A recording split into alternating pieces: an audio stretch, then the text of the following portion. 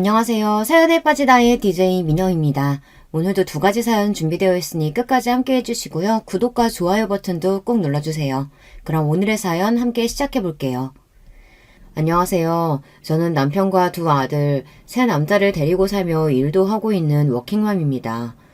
직장은 다니면서 초등학생인 두 아들을 키우고 남편 뒷바라지하고 사실 버겁긴 해요.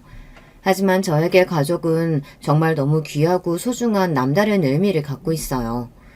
왜냐하면 저는 고아로 자랐기 때문에 지금이 저에게는 첫 가족이거든요. 저는 성모 보육원에서 성인이 되기 전까지 살았어요. 보육원에 오는 아이들은 각자 사정이 다양합니다.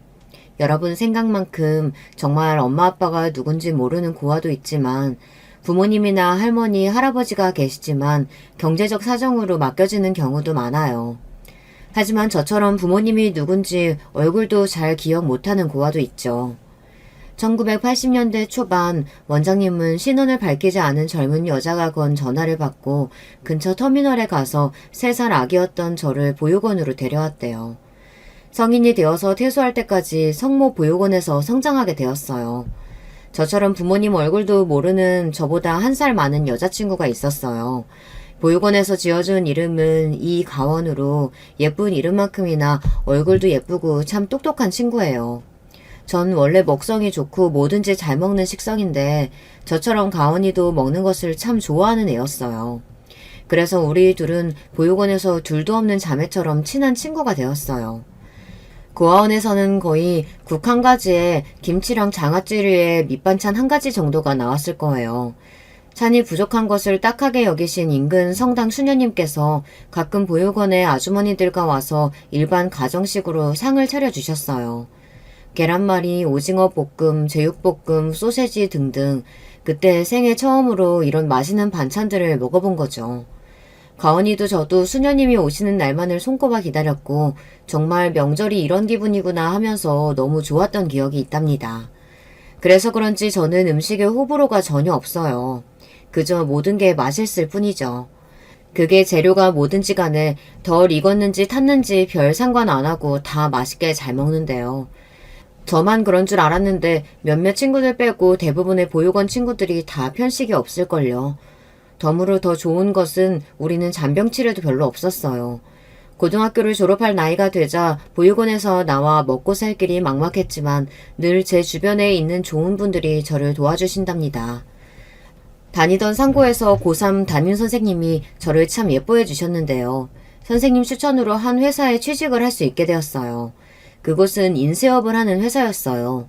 제가 책도 좋아하고 그래서인지 인쇄소 공장 냄새도 괜찮고 아버지 뻘인 사장님도 좋으셔서 지금까지 20년 넘게 근속하고 있으니까요. 그리고 친구 가원이는 저보다 1년 먼저 보육원에서 나와 독립을 하고 있었는데요. 화장실과 부엌이 딸린 원룸에서 살고 있었어요. 자연스럽게 저도 가원이네 원룸에서 살고 월급날이나 주말이면 맛있는 치킨이랑 삼겹살도 사 먹으며 우린 정말 재미있게 함께 살았어요. 제 친구 가원이는 똘똘한 아이라서 저보다 더 월급도 많이 받는 직장을 다니며 돈도 잘 모으고 있었어요. 나중에는 작은 아파트도 샀답니다. 이 친구는 늘 저의 자랑이었고 친구가 부럽고 항상 잘 살기를 바랬어요. 몇 년 뒤에 가원이는 같은 직장에서 만난 남자친구와 결혼을 하고 아기를 낳은 거예요. 이 기쁜 소식에 한달음에 가원이가 있는 산부인과로 달려갔죠. 가원아, 이게 무슨 기쁜 일이니? 정말 축하해. 순산한 거야? 네가 아기를 낳았다니 세상 이렇게 기쁠 수가 없어. 가원이가 좋아하는 안개꽃 한 다발과 아기 내복을 선물해주며 축하해 주었지만 어쩐 일인지 가원이의 안색이 어두웠어요. 민주야, 정말 고마워. 나 지금까지 다녀간 손님은 다 남편 가족들이었는데 네가 내 첫 가족으로 방문해 준 거야. 나 몸은 건강해. 출산도 잘했고. 괜찮은데 자꾸 마음이 쓸쓸하고 내 친엄마는 어떻게 나를 낳고 버릴 생각을 했을까 하는 생각이 너무 우울해지는 거야. 너도 알다시피 난 자격지심도 많고 사람도 잘 믿지 못하고 진짜 내 성격 별로잖아. 사실 나 이랬다. 상대방이 약속을 갑자기 깨면 갑자기 버림받는 느낌이 드는 거야. 이 사람이 나를 하찮게 생각하는구나 라며 화가 일어나. 하지만 그 사람이 떠나갈까봐 절대 내 감정을 표현하지 않지. 그냥 혼자 세상이 무너지는 기분으로 그렇게 사는 것 같아. 근데 무슨 심리책에서 그러더라. 사랑을 받아보지 못한 사람들이 이런다고. 내가 딱 그렇게 사람한테 목매는 사람인데 이런 내가 엄마가 된다고? 내가 우리 아기를 잘 키울 수 있을까? 나 너무 겁이 나.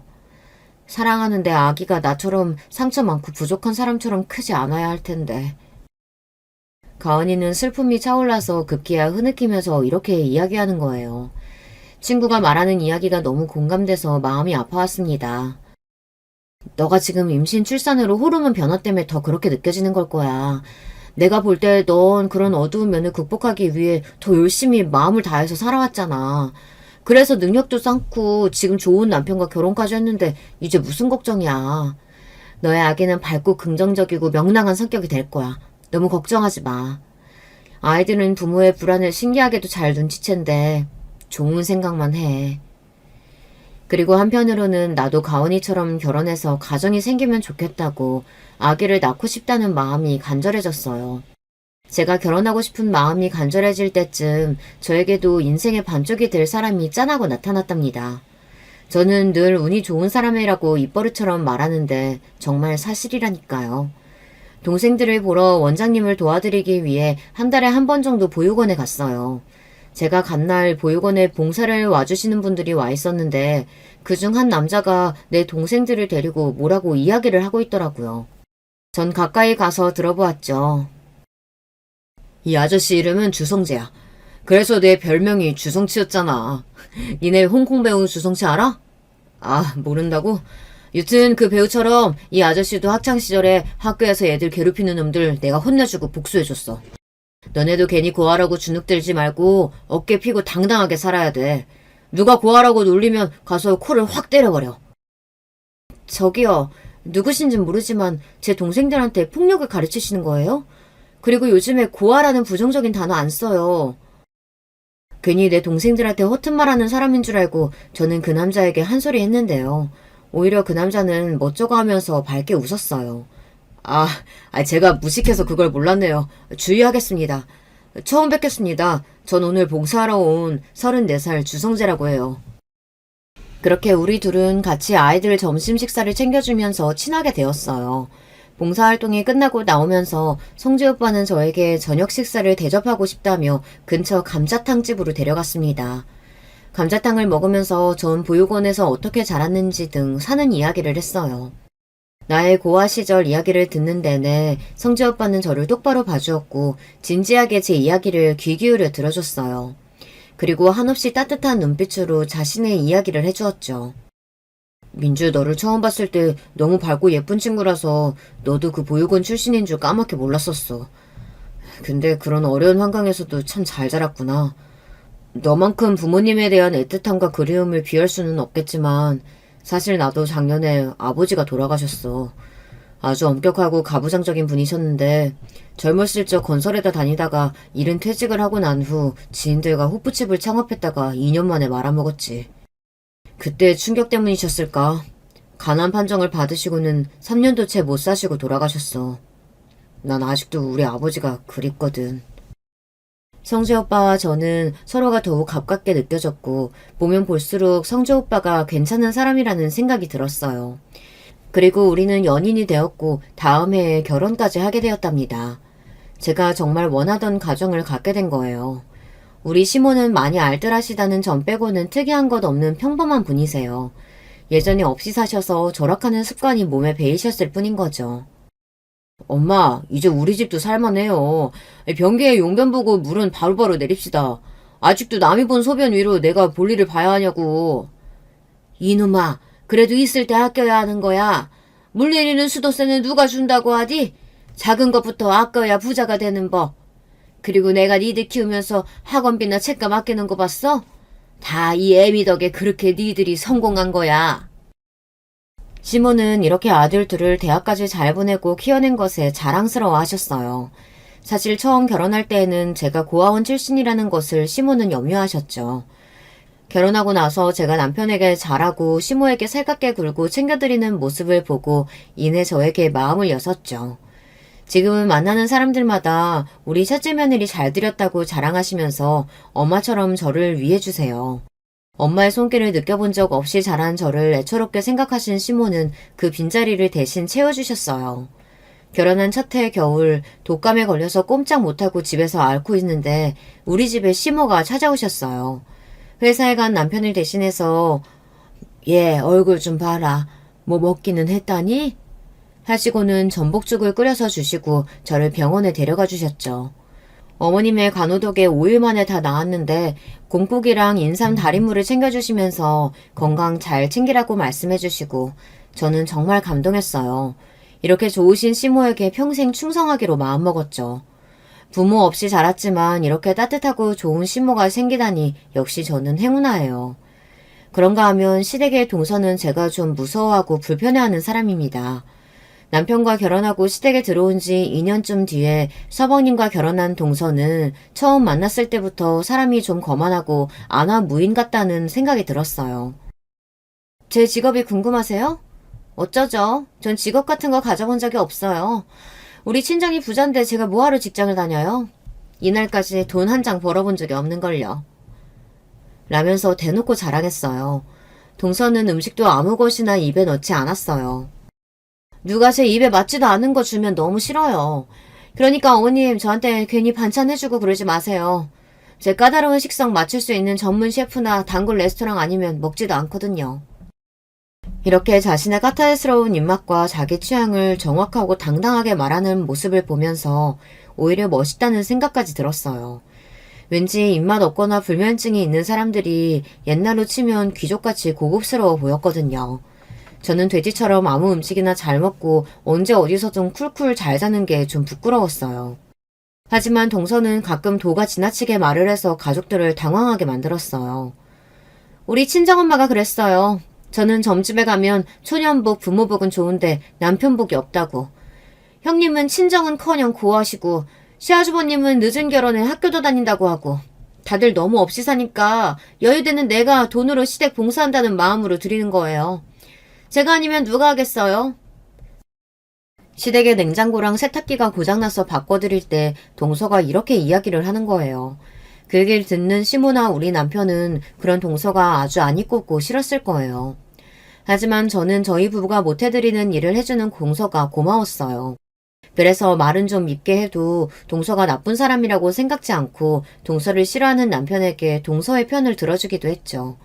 원래 시모는 동서가 결혼할 때 집이 부자라고 해서 내심 반겼다고 해요. 하지만 사람을 겪어보니 말도 밉게 하고 시모를 무시하는 행동을 하니 티는 못 내지만 동서를 미워하셨어요. 동서가 부잣집 막내딸이기도 하고 자기 친정 부모님하고는 정말 끈끈한 것 같아요. 시댁에는 명절이나 어머님 생신 딱 3번만 겨우 얼굴을 비추는데 자기 친정집하고는 철마다 같이 해외여행도 가고 그런 모양이더만요. 반면에 시모한테는 전화도 없고 어디 모시고 다녀본 적도 없는 며느리니까 시모도 참다 한번 동서에게 불만을 얘기하셨던 적이 있었어요. 하지만 동서는 눈 하나 깜빡 안 하고 이렇게 이야기했대요. 그건 어머님 친자식 재은씨한테 효도받아야 할 일이니 어머니가 그게 서운하시면 안 되는 일이죠. 아들과의 관계를 먼저 고민할 일이에요. 솔직히 며느리는 남이니까 내가 재은씨가 번 돈으로 친정에 효도하는 것도 아닌데 뭐가 문제일까요? 시모가 저에게 이 이야기를 하소연하면서 얼마나 속상해 하시던지요. 이렇게 이기적이고 기가 센 여자랑 서방님은 어떻게 사랑하고 결혼까지 한 건지 궁금했어요. 서방님은 좀 우유부단하고 자기 주관이 좀 없는 성격이래요. 팔랑귀에 사람 좋은 서방님은 어릴 때 앞장서는 형을 졸졸 뒤따라다니고 형이 하는 일은 뭐든 멋있어 보인다며 따라다녔대요. 그러다 동서를 만나고 집안이 부유하고 자기 주관이 뚜렷한 동서 모습이 멋있어 보여 반했다고요. 여러분은 벌써 느낌이 오시죠? 사실 동서의 성격은 그런 것이 아니라 그냥 이기적이고 자기중심적이었던 것인데 말이죠. 저도 그 당시에는 몰랐는데 많은 일을 겪고 뒤늦게서야 알게 되었어요. 서방님은 그런 동서에게 시달리며 결혼 생활을 하며 힘들어했어요. 하지만 왜인지 이혼하지 못하고 동서에게 맞춰주면서 살고 있더라고요. 남편과 결혼하고 난 다음 해에 저에게 천사가 찾아왔어요. 우리 부부의 아기를 제 뱃속에서 잉태하게 된 거예요. 고아로 외롭게 자란 저에게 제 아이는 정말 특별했습니다. 열심히 태교에 힘썼죠. 임신 중기까지 입덧으로 음식을 입에 가져가는 것도 힘들었어요. 그렇게 아무거나 잘 먹는 제가 말이에요. 그래도 입에 안 들어가더라도 과일과 채소는 꼬박꼬박 챙겨 먹었고 아이가 아빠처럼 똑똑해지라고 고등어와 생선도 열심히 먹었습니다. 집에는 늘 클래식 선율이 흐르도록 음악을 틀어주고 자주 아이가 들을 수 있도록 소리내어 동화책을 읽어주었죠. 남편과 자주 주변 공원 산책도 하며 운동도 열심히 하고요. 제 노력을 하느님도 아셨는지 저는 9개월 뒤 건강한 남자아이를 출산했어요. 출산의 기쁨은 더해져서 연년생의 동생을 바로 갖게 되었고 이듬해 출산해서 저는 졸지에 아들 둘 가진 엄마가 되었답니다. 모든 가족들의 축복이 이어졌어요. 하지만 그렇게 행복함 속에 저를 시샘하고 노려보는 사람도 있었습니다. 우리 장한 며느리, 세상에 아들 둘을 이렇게 건강하게 낳아주니 얼마나 좋으냐. 고맙구나. 몸조리 잘하고 내가 자주 와서 애기들 봐주마. 어머님 너무 감사드려요. 저 애기 낳고 나니까 미역국이 그렇게 맛있더라고요. 원래도 잘 먹었지만 진짜 그릇째 먹을 수 있었던 것 같아요. 으이구 복스러운 것. 그래 이 시애미가 굴도 넣고 고기도 넣고 아주 미역국을 스페셜하게 끓여다 주마. 형님 많이 기쁘세요? 그럼 동서도 건강하니까 곧 아이 갖고 낳으면 알게 될 거야. 출산은 힘들지만 이 기쁨은 말도 못해. 하긴 형님은 고하니까 외롭게 지내서 아들 둘이랑 시끌시끌 지내는 게 로망이었겠네요. 아니다. 고아원이 애들은 더 많지 않아요? 그때가 더 시끌시끌했겠네. 제가 좀 단순하고 둔합니다. 이때의 동서 말이 제가 고아였다는 사실을 비꼬면서 들춰내는 것인지 그때는 눈치채지 못했어요. 왠지 모르게 동서와 말을 섞고 나면 늘 가슴 한구석이 찜찜했지만요. 지금 짐작하건대 동서도 저와 비슷한 시기에 결혼해서 임신을 계획하고 있었지만 제가 먼저 임신해서 아들 둘이나 출산한 것에 질투심을 느낀 것 같아요. 자기도 금방 아이를 갖게 될 텐데 왜 그런 것까지 질투를 하는지 모르겠지만요. 그러다가 어느 해인가 설날에 한 사건을 겪고 저는 동서가 얼마나 음습하고 못된 사람인지 처음 알게 되었어요. 우리 아이들은 건강하게 잘 자라 5살, 4살이 되었고 예쁜 한복을 입혀 시댁에서 세배를 하고 덕담을 듣는 시간이었죠. 먼저 친할머니인 시모에게, 다음에는 동서네 부부에게 우리 아이들은 의젓하게 절을 올렸습니다. 그때 동서는 임신해서 부른 배를 매만지며 앉아있었죠. 아이고 내 새끼들 어쩌면 세배도 저리 잘한다니? 유치원에서 배웠니? 우리 둘째 며느리도 건강하게 출산해서 저렇게 이쁜 아들 낳으면 좋겠구나. 엄마, 우리 집사람 뱃속에는 딸 있다고 저번에도 말씀드렸잖아요. 요즘에는 딸이 더 귀하다니까요. 참 그랬지? 내가 이렇게 깜빡깜빡한다. 그럼 손자도 있고 소녀도 있으면 좋지. 시모의 말에 동서의 표정이 순간 싸늘하게 변하고 서방님은 그런 동서의 눈치를 살피며 부드럽게 말을 돌리려고 했어요. 동서는 입을 삐죽 내밀더니 세배하고 덕담을 기다리는 우리 아이들에게 봉투를 주며 말했습니다. 얘들아, 새해 복 많이 받아라. 너희 엄마는 고하니까 너희들이 너무 소중할 거야. 그런 엄마 마음을 생각해서 효도해야 한다. 고아? 엄마, 고아가 뭐예요? 아들 윤재는 처음 듣는 단어가 궁금해서 큰 목소리로 저에게 물었어요. 동서는 또 제가 고아라는 사실을 대놓고 이야기했어요. 그것도 아직 어린 우리 아이들 앞에서 말이죠. 남편은 동서의 실언에 참을 수 없다는 듯 한 소리 했습니다. 재수씨, 아이들 앞에서 할 말 못할 말 좀 가립시다. 고아가 흠도 아니지만 아직 개념도 없는 아이들한테 덕담할 때 할 이야기는 아니지 않습니까? 괜히 제가 고아라는 이야기로 집안 분위기가 험악해지는 것을 원치 않았어요. 여보, 동서가 나쁜 의도로 한 이야기는 아닐 거예요. 화내지 말아요. 그리고 우리 애들도 외가댁이 없다는 사실은 아니까 이번 기회에 잘 설명해 주는 것이 좋겠어요. 그리고 무슨 영문인지 모르겠다는 듯이 눈을 동그랗게 뜬 내 아이들의 눈높이로 내려앉아서 저는 차근차근 설명을 해주었어요. 사실 엄마는 어릴 때 엄마 아빠가 없이 자랐어. 그리고 그런 사람을 고아라고 한단다. 엄마가 고아였기 때문에 지금 엄마가 이상한 사람이야? 아니면 맛있는 요리를 윤재 윤우한테 못해줘? 아니, 우리 엄마가 유치원에서 제일 예쁘고 착해.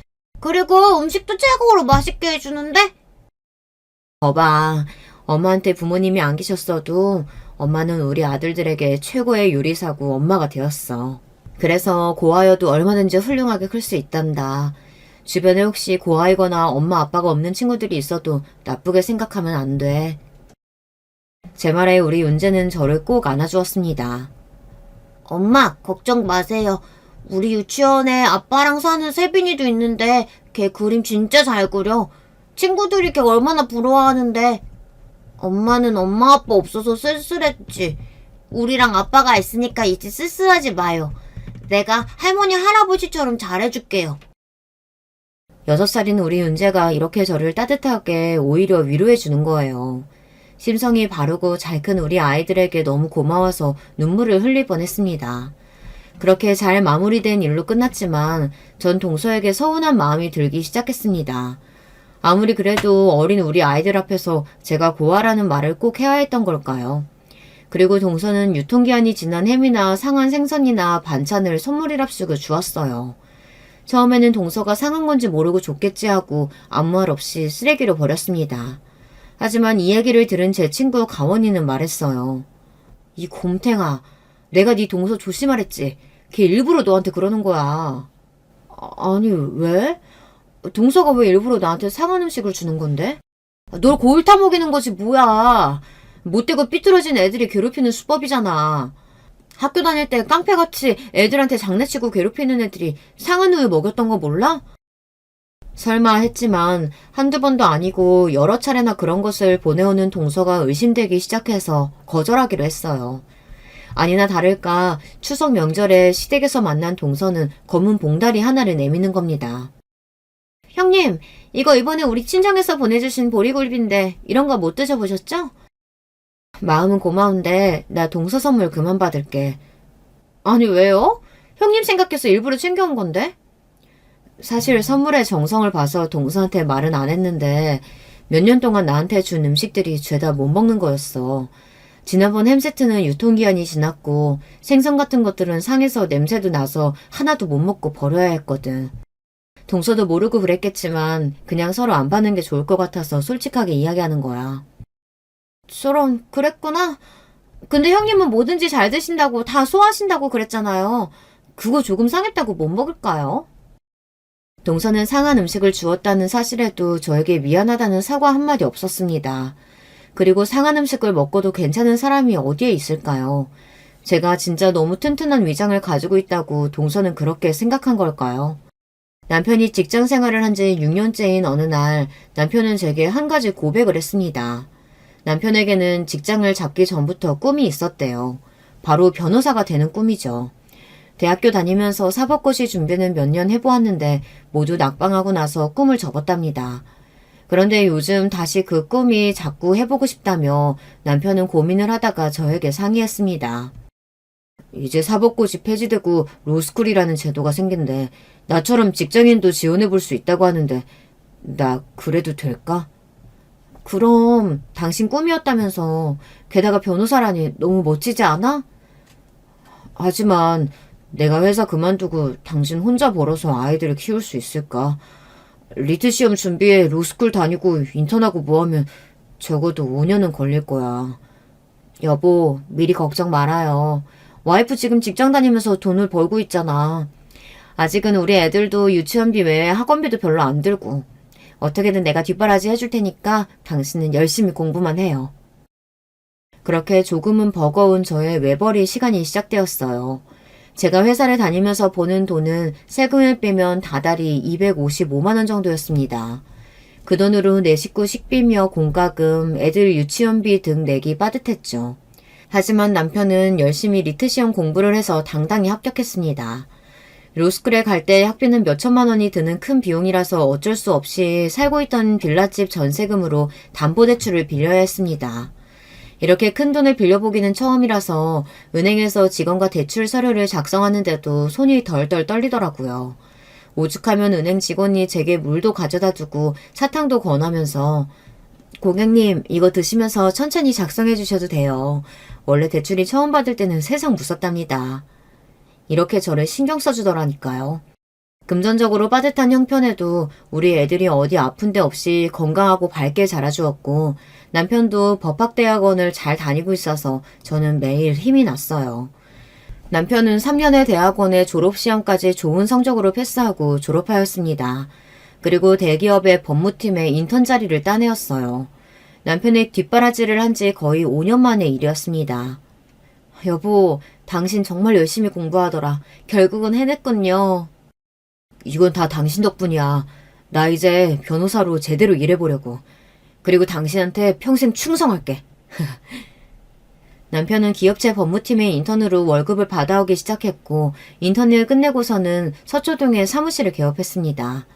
물론 아직 우리에게는 담보대출이 남아있었고 남편이 개업하면서 더 대출을 받을 빚쟁이 신세였지만 앞으로 밝은 미래가 보이잖아요. 정말 행복했습니다. 이렇게 멋진 가족과 함께 살고 그들을 부양해온 제 자신이 자랑스러웠어요. 남편은 변호사로서 열심히 일했습니다. 우리 남편은 조금 특이한 변호사였죠. 대부분의 변호사들은 인턴 생활을 마치고 대형 로펌에 취직하는 것이 목표예요. 하지만 남편은 규모가 좀 있는 로펌에서 오라는 제의를 받고도 거절하고 본인 스스로 사무실을 열었습니다. 그 이유가 무엇인지 아세요? 난 내가 하고 싶은 소송을 맡을 거야. 돈을 쫓아서 흉악범들이나 아동추행범들 변호 맡는 그런 인생을 살고 싶진 않아. 우리 남편은 정의감에 사는 남자예요. 그래서 그런 남편의 뜻을 믿고 전 남편이 하자는 대로 따라주었습니다. 우리 남편이 변호사가 되면 그간의 대출금도 바로 갚고 드라마 속의 변호사처럼 정장을 멋있게 차려입고 돈도 많이 벌 줄 알았어요. 그렇지만 우리 남편은 돈은 안 되지만 정말 도움이 필요한 의뢰인을 맡아서 사건의 승소에도 큰돈을 벌지는 못했습니다. 하지만 제가 함께 벌면 되니까요. 우리 남편이 대학원 신분에서 벗어나 돈을 버는 것만으로도 감사했습니다. 우리 부부는 맞벌이로 돈을 벌고 초등학교에 들어간 아이들을 키우며 행복하게 잘 살고 있었어요. 이제 더 이상 외롭지도 않고 행복함만이 가득할 거라고 저는 생각했죠. 하지만 전 세상 모든 사람이 착하고 좋을 거라는 말도 안 되는 착각 속에 살고 있었던 거예요. 제 바로 근처에는 제 상처를 노리고 후벼팔 기회만 노리는 승냥이 같은 인간이 있었어요. 그리고 그 인간과 제대로 맞붙게 되는 사건이 벌어지고야 말았습니다. 어느 날 신나는 소식을 남편이 알려왔어요. 남편이 변호를 맡았던 사건이 재판에서 승소해서 의뢰인이 너무 감사하다면서 자기네 식당으로 와달라고 했습니다. 그날 저녁에 남편은 시모에게 한우를 쏘겠다고 말씀드렸지만 시모는 이미 중요한 약속이 있으시다고 해서 우리 가족은 식당에 갔습니다. 법원 근처에 있다는 의뢰인의 식당은 그냥 식당이 아니었어요. 2층짜리 건물로 고급 한우 식당이었던 거예요. 평소라면 너무 으리으리해서 비쌀 거야 하면서 들어갈 엄두도 안 날 만큼 위용을 자랑했습니다. 고급 한우 식당에서 마음껏 고기를 먹다니 이건 다 우리 멋진 변호사 남편 덕이에요. 고마워요. 저는 맛있는 소고기를 먹을 생각에 잔뜩 들떠 남편의 팔짱을 꼈습니다. 우와, 여기 고깃집 좀 봐. 장난 아니다. 아빠, 오늘 여기에 있는 고기 다 먹어버려도 돼요? 그럼 아빠가 변호 잘했다고 받는 상인 거니까 너희들 배 터질 때까지 먹어. 우리 가족은 모두 신이 나서 식당 현관에 들어가고 있었어요. 그런데 뒤에서 익숙한 목소리가 들렸어요. 거지도 아니고 이깟 한우에 저렇게 난리야? 남편은 서방님네 부부도 식당에서 함께 먹자고 불렀던 거예요. 다짜고짜 인사도 없이 아니 내 남편과 애들까지 다 싸잡아서 거지라뇨. 저는 화가 올라와서 동서에게 쏘아붙였습니다. 동서, 말이 심하네. 말실수도 적당히 해야지. 나도 슬슬 듣기 거북해지네. 우리 남편 덕에 먹으러 왔으면 동서도 거지야? 아니 형님, 그냥 농담한 거 가지고 왜 그렇게 정색하세요? 얄밉게도 농담이라면서 동서는 사과도 없이 대충 넘기는 거예요. 남편의 얼굴은 저보다 더 험악했는데 저는 그런 남편을 다독였어요. 여보, 동서가 좀 말실수가 많잖아. 그냥 이해해요. 애들도 저렇게 좋아하는데 분위기 망칠 필요 없잖아. 남편은 겨우 화를 참고 식당에 들어가서 여러 가지 소고기와 식사를 시켰습니다. 소고기는 정말 꿀맛이었어요. 원래 고기를 특히 좋아하는 우리 가족은 이 야들야들하고 육즙이 가득한 소고기에 흠뻑 취해 코를 박고 먹어치웠습니다. 먼저 꽃등심 6인분을 순식간에 먹어치우고 추가로 고기를 주문하려고 메뉴판을 보고 있었어요. 형님, 그냥 이번엔 새우살 시켜봐요. 고아여서 소고기 얼마 못 먹어봤을 텐데 특등급 한우 부위를 뭘 한다고 메뉴판을 보고 있어요. 이렇게 동서가 대놓고 저를 조롱하는 겁니다. 저도 이제 더 이상은 참기가 어려웠어요. 나도 이제 변호사 안 했는데 고아라는 이유로 아직까지 소고기 한 번 못 먹어봤겠어, 동서? 내 고아 얘기 이제 그만해줬으면 좋겠어. 더 이상 들어주기 힘들겠거든. 저는 이렇게 처음으로 동서에게 화를 내고 말았어요. 그리고 감정이 복받쳐서 테이블 자리에서 나와 식당 밖에 서서 흐르는 눈물을 훔치고 있었어요. 잠시 뒤 남편이 저에게 와서 위로해 주었습니다. 여보, 진짜 열받지. 사실 당신보다 내가 더 화가 나서 못 참겠어. 두고 봐. 내가 재수씨, 아니, 저 여자한테 복수할 테니까. 그러니까 지금은 참고 들어가자. 아이들도 당신 없으니까 고기 안 먹고 기다리고 있어. 어서 들어가서 맛있게 먹자, 어? 남편의 얘기에 화를 누그러뜨리고 자리에 와서 앉아 고기를 굽기 시작했어요. 하지만 이게 어떻게 된 일인지 꿀떡꿀떡 넘어가던 고기의 맛은 아까와 달랐습니다. 아마 동서의 말에 감정이 상해서 식욕까지 잃어버렸나 봐요. 이런 경험이 낯선 저는 그동안 동서 때문에 얼마나 상처를 받았는지 그때서야 깨닫게 되었어요. 저 정말 미련하죠. 그저 열심히 고기나 구우면서 몇 점 먹지도 못했습니다. 하지만 그런 저와 달리 동서는 정말 고기를 와구와구 먹어치우더군요. 술도 같이 마셔가면서 맛있게 말이죠. 그런 동서가 진짜 얄미웠습니다. 그렇게 식구들 모두 거하게 잘 먹고 집에 가려는데 동서는 굳이 운전대를 잡아야겠다고 하는 겁니다. 저는 집에 돌아갈 때 운전을 해야 해서 술을 마시지 않았지만 동서와 남편들은 맥주 3병과 소주 2병을 마신 상태였거든요. 동서, 음주운전은 위험해. 서방님, 동서 좀 말려보세요. 아유, 얘 버릇 또 도졌네. 얘가 술만 마시면 이래요. 그냥 냅두세요. 아주 쇠고집이라서 못 말린다니까요. 이렇게 서방님은 동서의 음주운전이 익숙하다는 듯 대수롭지 않게 반응했습니다. 전 너무 걱정이 돼서 한 번 더 말리려고 할 때 남편은 제 어깨를 툭툭 쳤습니다. 하지 마. 말리지 말아봐. 어? 왜요? 당신이 변호사니까 좀 말려봐요. 아니, 내가 저거 된통 당하게 할 테니까. 어디 내 아내를 욕보여? 집까짓게 뭐라고. 그동안 자기 괴롭힌 거 생각하면 내가 언제 한번 제대로 복수해주겠다 싶었는데 오늘이 네 제삿날이다. 이렇게 이야기하면서 재미있다는 듯이 빙글빙글 웃는 거예요. 그런 남편이 좀 두려웠지만 남편의 계획이 무엇인지 그때는 알지 못했기에 잠자코 있었어요. 동서가 운전하고 조수석에 서방님이 탄 차는 부웅 하고 떠났고 그 모습을 본 남편은 서둘러 누군가에게 전화를 걸었습니다. 신경사, 오랜만이야. 잘 지내지? 자기 아직 교통계획 있나? 다름이 아니라 내가 준법 정신이 투철한 국민으로서 신고 하나 하려고 하는데 방금 어떤 주치자가 운전대 잡고 떠났어. 아마 30분 뒤쯤이면 양화대교에 진입할 거야. 그쯤에서 음주 단속하라고. 분명 혈중 농도 수치 높을 테니까 꼭이다. 참고로 차 번호판은 13누0000. 그리고 이따 내가 다시 연락할게. 와, 주도면밀한 남편은 언제 이런 계획을 세운 걸까요? 동서가 집에 돌아가는 길목에서 음주운전 단속이라는 덫을 만들어 놓은 겁니다. 남편은 신경서라는 고등학교 후배에게 전화를 했으며 그 후배는 원래 지능수사과에서 일하다가 교통경찰계로 이직을 했다고 합니다. 그리고 동서의 음주운전을 제보하기에 아주 적절한 사람이라고 저에게 설명했습니다. 아니나 다를까 30분쯤 지나자 서방님에게서 전화가 왔습니다. 하지만 어쩐 일인지 남편은 서방님의 전화를 계속 무시하고 받지 않는 거예요. 대신 아까 전화했던 교통경찰관에게 전화해서 어떻게 된 상황인지 물어보았어요. 네. 김효준 씨와 동승자 주재훈 씨에게 음주 단속 2회 요구했지만 불응해서 인근 파출소로 인계해서 조사하고 있어요. 그 사람들 자기가 아는 변호사 있다면서 변호사 대동하겠다고 선배님 이름 부르던데 내가 아는 척을 해야 하는 건가 모르겠네. 아니, 절대 안 되지. 나는 내일 갈 거야.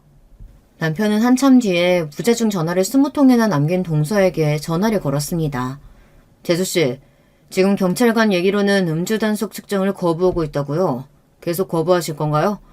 3회 거부하면 도로교통법 제148조 2항에 음주 측정 거부죄가 성립됩니다. 그러면 1년 이상 5년 이하의 징역 또는 500만 원 이상 2천만 원 이하의 벌금에 처해질 수 있다고요. 자꾸 거부하면 큰일 나니까 어서 경찰관에게 협조하세요. 동서는 남편이 이렇게 이야기하니 무서워서 바로 음주 측정에 협조했다고 합니다.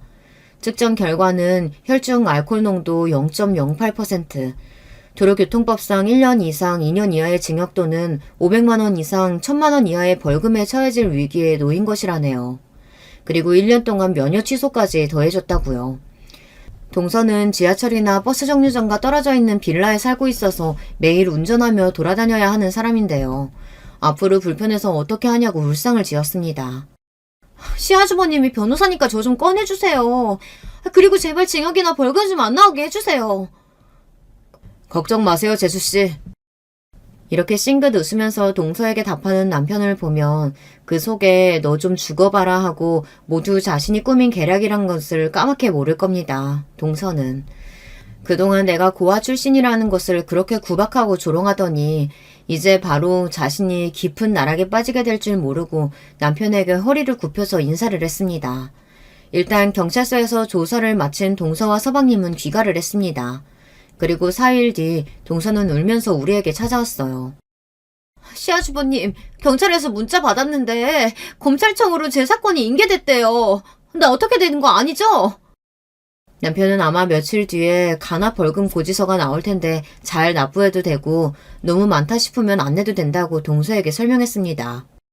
그 벌금이 중요한 것도 아니고 검찰 민원실에다가 벌금은 너무 많으니 정식 재판 신청했다고 당당하게 말하세요. 그래도 재판까지 가는 게 너무 무섭거든요. 그냥 벌금 낼게요. 에이, 재수씨답지 않게 왜 그래요. 너무 저 자세로 나가면 별로예요. 벌금 내지 말고 정식 재판 신청해요. 그런데 며칠 뒤에 남편은 서방님과 동서에게 그간 고생했으니 맛있는 것을 사주겠다고 불러내는 것 아니겠어요. 우리 넷은 맛있는 돼지고기 전문점에서 삼겹살과 항정살을 먹었습니다. 이미 여기에서 소주와 복분자주를 거하게 마신 우리는 흥이 올라왔거든요. 평소 술을 자제하는 남편이 웬일인지 그날따라 2차를 쏘겠다고 해서 서방님과 동서는 더욱 환호하며 인근 와인바에 갔습니다. 술이 거하게 오르자 한동안 잠잠하던 동서는 다시 저에게 특유의 비릿한 미소를 보이며 저를 괴롭히기 시작했어요. 내가 중학교 때 딱 형님같이 생겨먹은 애가 있었는데 내가 어떻게 할게요? 쉬는 시간마다 불러내서 머리카락이나 눈썹 라이터로 태우고 빵 셔틀 시켰어요. 그렇게 3년 괴롭혀도 전 학교 잘만 다녔어요. 왠 줄 아세요? 걔도 편부모 가정이고 없이 살아서 기댈 데가 없었거든요. 재력도 있고 학부모 회장까지 한 우리 엄마가 있는데 선생들은 내가 일진놀이 하는 거 눈치채고 있다 한들 딱히 나를 어쩌진 못하더라고요. 걔는 내가 시키는 거 뭐든지 다 했는데 형님 보면 자꾸 걔가 떠올라서 어떡해요? 역시 동서가 독해 보이고 못돼 먹은 짓을 하는 것은 다 그런 과거가 있었기 때문이었어요. 중학교 시절부터 일진놀이를 하는 썩은 인성녀였던 거죠. 그 이야기를 들은 저는 너무 화가 나서 나가버렸고 남편은 그런 저를 급히 뒤따라왔어요. 자기야, 괜찮아? 정말 저 나쁜 년을 어떻게 하지? 여보, 나 당신한테 부탁할게. 저렇게 못되고 나쁜 동서 나 절대 용서 못하겠어. 꼭 심판 받게 해야 돼. 무슨 방법 없을까? 제 사정을 듣던 남편은 잠시 생각하더니 그럼 나만 믿고 기다려줄 수 있지? 일단 집에 가서 쉬고 있어. 사실 동서가 있는 그 술자리에 다시 가고 싶지도 않았어요. 저는 택시를 잡아타고 집으로 향했습니다. 그간 동서에게 당한 수모, 그동안 내가 느꼈던 거북함과 불쾌했던 기억이 자꾸만 떠올라서 잠을 이루지 못했습니다. 한편 우리 남편은 지금 무엇을 할까 궁금해졌어요. 그렇게 남편을 기다리며 집에 있는데 이윽고 남편이 돌아왔어요. 자기야, 어떻게 됐어? 동서도 못된 년 어떻게 할 건지 설명 좀 해줘봐, 응? 전 너무 궁금해서 미칠 지경이었지만 남편은 모든 일이 다 이루어진 뒤에 한꺼번에 설명해주겠다고만 했어요. 그리고 정말 얼마 뒤 동서에게는 큰 사단이 벌어지고 말았습니다. 그제서야 남편은 저에게 동서에게 벌어진 일들을 차근히 설명해 주었어요. 제가 와인바에서 떠나고 난 뒤 남편은 아무렇지 않은 얼굴을 하며 서방님과 동서에게 다가갔습니다. 우리 집사람이 속이 안 좋다고 먼저 집에 가겠다고 하네. 어차피 우리 여보는 술도 잘 못 마시니까 우리끼리 거하게 어때? 서방님과 동서는 신나서 와인을 2병이나 더 시키고 정말 퍼붓고 마셨다고 합니다. 남편은 특히 동서에게 친한 척하고 그 비율을 맞춰주며 술을 엄청 먹였다고 해요. 동서는 그야말로 인사불성의 사태가 되었다고 합니다. 급기야 서방님과 동서는 술집 테이블에 얼굴을 받고 잠이 들고 말았대요. 그 모습을 본 남편은 신경사에게 전화를 걸어 와인바가 있는 서초동 인근에 교통경찰 몇몇을 보내 음주단속을 시켜달라고 말했습니다. 남편은 동서에게 두 번째 덫을 놓고야 만 거죠. 남편은 동서를 깨웠습니다. 재수씨 일어나요. 동생놈은 완전 깔라네. 얜 지정신으로 못 가. 재수씨는 괜찮죠? 이 정도로 집에 못 갈 여자 아니잖아. 당연하지. 내가 어떤 사람인데 이 정도 와인에 쓰러질 줄 알아? 난 스스로 멀쩡하게 집에 갈 거니까 걱정 마요. 동서는 혀가 잔뜩 꼬부라져서 상가 주차장으로 갔고 그 뒤에 남편이 서방님의 팔을 어깨에 메고 부축해서 동서의 차로 데려다 주었습니다. 아니나 다를까 동서는 자연스럽게 운전석에 앉았고 그런 동서를 본 남편은 안도하며 서방님을 뒷좌석에 눕혀 차문을 닫았습니다. 재수씨 술 마셨는데 운전할 수 있어? 못하겠으면 내가 해주고. 아 진짜 짜증나게 괜찮다고 몇 번을 말해. 내가 운전을 레이스급으로 잘한다고. 오늘 잘 마셨고 다음엔 내가 쏠게. 들어가요. 이러고 차문을 쾅 닫고 부릉하고 거센 속력으로 차를 출발시켰다고 합니다. 그렇게 멀어지는 동서의 차를 노려보며 남편은 넌 이대로 내가 놓은 덫에 걸린 거다. 이번에는 가볍게 안 끝날 거다. 이렇게 중얼거렸다고 해요. 남편의 예상은 적중했습니다. 와인바가 있는 곳에서 불과 200m 거리의 대로변에서 도로교통경찰관들은 음주 측정 단속을 하고 있었고 동서는 꼼짝없이 그곳에서 덜미를 잡힌 것이죠. 게다가 그 양아치 같은 여자는 음주 단속을 하는 모습을 보고 차를 내몰아 도주까지 하려고 했답니다. 하지만 어차피 그 경찰관님들은 남편의 제보를 받고 동서 차의 번호까지 알고 동서를 기다렸는걸요. 동서의 차를 따로잡아 바로 체포해서 결국 경찰서로 잡혀갔다는 것입니다. 경찰관이 음주 측정을 해보니 동서의 혈중 알코올 농도는 0.1%로 정말 높은 수치가 나왔어요. 그대로 동서는 철장 신세가 되어버렸고 음주운전 2번 걸린 데다가 무면허 운전까지 이번에는 저번처럼 간단히 벌금형이 나오지 않을 거라고 남편은 이야기했습니다. 동서는 남편에게 납작 엎드려서 싹싹 빌었어요. 시아주버님, 저 이번에는 진짜 큰일 날 것 같아요. 경찰들도 저번하고는 태도가 달라요. 저한테 한 달 전에 약식 기소돼서 벌금도 안 내고 괘씸죄가 추가될 거라고. 이번에는 진짜 징역 갈 마음 단단히 먹으라고 하던데요. 저 진짜 감옥 가야 돼요? 아이, 재수씨가 감옥을 왜 가요. 나만 믿고 재판 진행합시다. 이번에는 아마 검사가 재수씨한테 징역형 기소하겠지만 내가 변호사잖아요. 내가 도와줄 테니까 걱정하지 마요. 우리 남편이 진심으로 도와준다면 안심할 수 있었을 테죠. 하지만 이것은 모두 내 남편의 복수궁임을 동서는 몰랐던 거예요. 동서는 남편이 알아서 다 처리해 줄 것을 믿고 평소와 같이 살았어요. 음주운전에 대해 반성하기는커녕 똑같이 신나게 운전하고 여기저기 놀러 다닌걸요. 사람 고쳐 쓰는 거 아니라더니 동서는 평생 그렇게 음주운전을 할 사람이에요. 하지만 얼마 지나지 않아 동서는 청천벽력 같은 일을 당하고 맙니다. 남편이 동서의 변호를 포기하겠다고 나선 것이죠. 한참 재판 중이고 곧 판결이 날 시기였는데 아마 동서는 기가 막혔을 겁니다. 시아주버님, 이제 와서 그게 무슨 말이에요? 자기만 믿으라면서 왜 갑자기 수임을 포기한다는 거예요? 판사가 로펌 변호사가 3, 4촌이면 원칙적으로 처리하지 않는 거라면서 변호사 재배당을 요청했어요. 형사소송법상 재수씨는 내가 대리할 수 있는 친족범이긴 한데 10년 전부터 재판부에서 사촌이 넘는 먼 친척일 경우에도 담당 변호는 하지 않는 것이 바람직하다고. 뭐 어쩔 수 없네요. 재수씨 사건 변호사는 내가 다른 사람 알아보고 다시 심리 받아야 할 거예요. 남편의 도움이 절실히 필요한 순간에 남편은 변호를 멈추었고 동서는 손도 제대로 쓰지 못하고 음주운전 사건에 대한 재판 결과를 받게 되었어요. 피고인 김유진 씨는 누범기간 법정 최고구간에 속하는 매우 높은 혈중 알코올 농도 상태에서 음주운전을 했다. 게다가 바로 한 달 전 음주운전으로 벌금형에 대해 자발적으로 벌금도 내지 않고 무면허 상태에서 또 무면허 운전까지 한 만큼 반성의 태도가 보이지 않아 실형 선고를 내린다. 이렇게 판시를 했습니다. 결국 동서는 징역 1년과 벌금 100만 원을 선고받게 되었어요. 일진의 과거를 갖고도 가정환경이 불우한 사람들을 무시하고 조롱한 결과라고 생각했습니다. 동서는 억울하다면서 우리 남편을 찾아왔어요. 이게 다 당신 때문이야. 변호사라는 작자가 그런 실수를 해? 아, 이제 부디 네 와이프 때문에 나 일부러 엿먹이려고 그런 거지?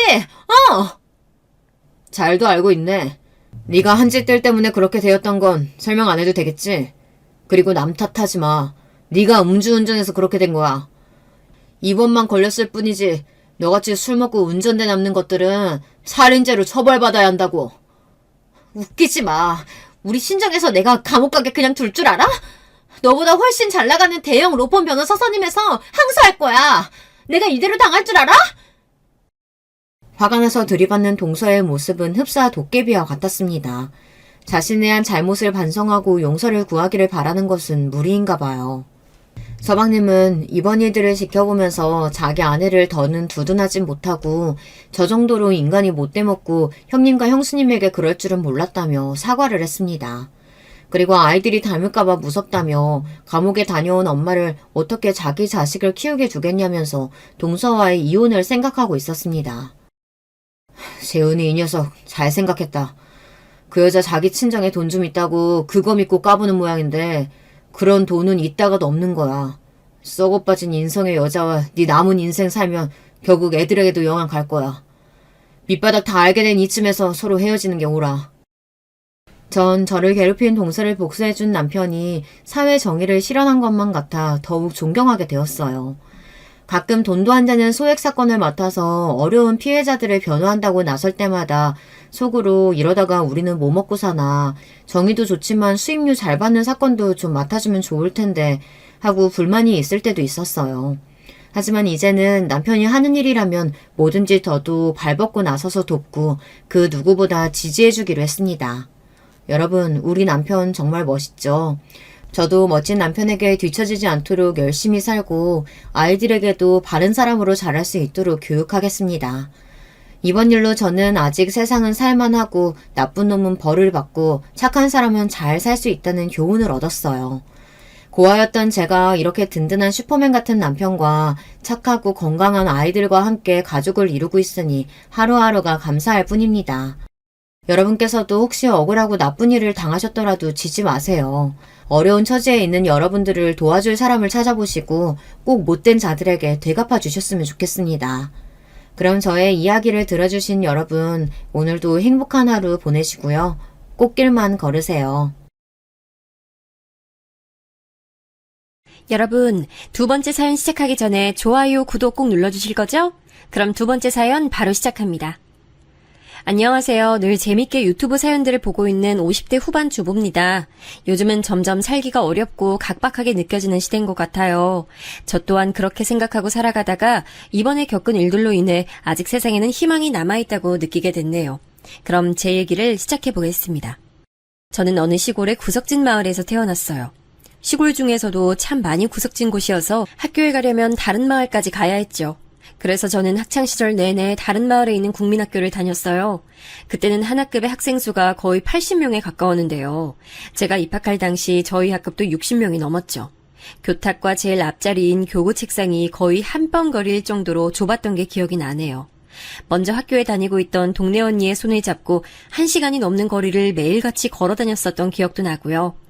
저는 학교에 갈 때마다 그나마 짧은 지름길인 산길을 통해 학교에 갔었는데 깨끗하게 옷을 입고 신을 신고 집을 나서도 학교에 도착하면 꾀지죄한 몰골이 되기 일쑤였죠. 그래도 그때는 저와 비슷한 처지인 애들이 태반이어서 전혀 이상한 일도 아니었고 신경 쓰이지 않았어요. 저는 거기서 제 인생의 절친 미진이를 만났어요. 미진이는 어린 나이일 때부터 아주 똑부러진 애였어요. 게다가 워낙 화통한 성격이어서 여장부라는 별명도 있었죠. 덕분에 어떤 장난꾸러기 같은 남자아이라도 미진이를 건드리지 못했어요. 저는 어릴 때 자꾸 외소해서 자주 같은 반 남자아이들에게 괴롭힘을 당했는데요. 그때마다 미진이가 절 구해줬어요. 저와 미진이는 그걸 계기로 친해졌습니다. 미진이는 저랑 마찬가지로 다른 마을에서 학교에 다니고 있었어요. 그런데 제가 사는 마을과는 정반대 마을에 살고 있어서 방학이 되면 전혀 만날 수 없었어요. 그래서인지 개학 후 다시 학교에서 만나면 그렇게 애틋할 수가 없었어요. 저희는 국민학교 졸업 후에도 같은 중학교에 다녔습니다. 중학교에서는 미진이 말고 다른 친구들도 많이 사귀었지만 중마고우라고 할 수 있는 친구는 미진이밖에 없었죠. 마음이 맞는 든든한 친구와 함께 학교에 다니니 학교 생활은 무서울 것도 어려울 것도 없었어요. 그런데 중학교 졸업이 얼마 남지 않은 날 미진이가 제게 진지하게 말하더군요. 영수가, 너 나랑 같이 서울 가지 않을래? 서울? 너 지난번에 수영이네 집에서 TV쇼 보고 난 뒤부터 매일 서울 이야기하면서 청소도 뺀질뺀질하더니 아예 옆마을이 아니라 서울로 놀러 가자는 거야? 표값도 없으니까 나는 못 가. 에이, 지집애. 놀러 가자는 게 아니라 상경하자는 말이야. 서울로 올라가 아예 놀러 살자는 말이야?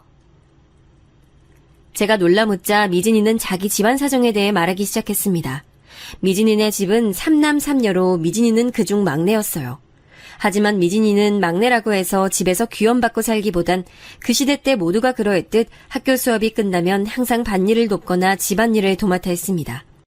그런데 이번에 미진이 부모님께서 미진이가 중학교를 졸업하면 고등학교에 보내는 대신 쭉 밭일을 시킬 예정이라고 하셨다는 거예요. 물론 미진이네 언니들도 고등학교에 진학하는 대신 농사일을 돕고 20을 간 넘긴 나이에 결혼했었던 터라 미진이의 부모님께선 그게 당연한 일이었겠죠. 하지만 미진이는 그걸 받아들일 수 없다고 했어요. 셋째 오빠는 지금 맨 뒤에서 2등 3등 하는데도 대학 보낸다고 하시면서 난 반에서 항상 1등 하는데 왜 밭일을 해야 해? 이번에 우리 둘째 언니는 셋째 낳고 몸조리도 못한 상태로 밭일하다가 상태가 더 나빠졌는데 부모님께서 아무 말도 안 했어. 영수가, 나는 언니들처럼 살고 싶지 않아. 난 이런 시골에서 힘든 밭일만 하다가 결혼해서 애 낳고 남편 돌보고 시어머니 등살에 밀려 억지로 살고 싶지가 않아. 난 오빠들처럼 학교 다니게 해주거나 서울 보내주면 더 잘할 수 있어. 근데 부모님들은 나보고 밭일이나 하래. 난 공부해서 멋진 도시 여자로 살고 싶어. 서울에서 커리어 우먼으로 살고 싶다고. 제게 열변을 토하던 미진이는 정말 절박해 보였습니다. 저는 미진이가 시험을 치를 때마다 1등하던 걸 알고 있었기 때문에 미진이가 말하는 꿈이 허황된 게 아니라는 걸 알고 있었어요. 하지만 그때 당시엔 여자아이로 태어나면 중학교만 마치고 밭일을 돕거나 집안의 일손을 돕는 게 당연했습니다. 저도 중학교 졸업 후에는 고등학교에 다니지 않고 다른 마을에 있는 공장에 다니기로 했거든요. 우리 집은 3남 1녀로 오빠가 3명 있었는데요. 제가 갓난쟁이일 때 아이였던 둘째 오빠가 산에서 굴러 크게 앓다가 세상을 떠난 이후로는 줄곧 2남 1녀로 살고 있었어요. 그러다 보니 부모님께서는 남은 오빠들을 더 극진하게 보살피셨고 저보다 오빠들을 많이 아끼셨어요. 저도 오빠들처럼 고등학교에 다니고 싶었어요. 당시 고등학교에 다니던 오빠가 교복을 입고 학교 다녀오겠다는 말하는 모습을 보면 부럽기도 하고 속상하기도 했었거든요. 하지만 부모님께서는 제가 오빠들의 뒷바라지를 하고 집안일을 돕는 걸 당연하게 여기셨습니다. 부모님의 엄한 목소리가 귀에 들려오는 것 같아 저는 주저했습니다. 난 모르겠다. 미진아, 가족들은 어떡하고. 영숙이 너는 공장 들어가기로 했다며. 같은 공장이면 시골 공장보다 서울에 있는 공장에 다니면서 서울 여공 소리 듣는 게 낫지 않아? 게다가 아는 언니들한테 건너들었는데 서울엔 돈 안 내고 다닐 수 있는 야학이 있대. 낮에는 일하면서 저녁에는 학교 다니고 졸업장 따면 더 나은 일자리를 찾을 수도 있고. 미진이의 말에 저는 마음이 흔들렸습니다. 돈을 버는 동시에 야학을 다닌다면 부모님께서도 말리실 이유가 없을 것이란 생각이 들어서였어요. 하지만 그보다 큰 문제가 하나 있었습니다. 근데 열차 표값은 어떡하고 비싸다고 들었는데. 나한테 틈틈이 모아놓은 돈이 좀 있어. 표값으로 모자라면 산에서 나물 캐다 장설 때 시장에서 팔아 모으면 돼.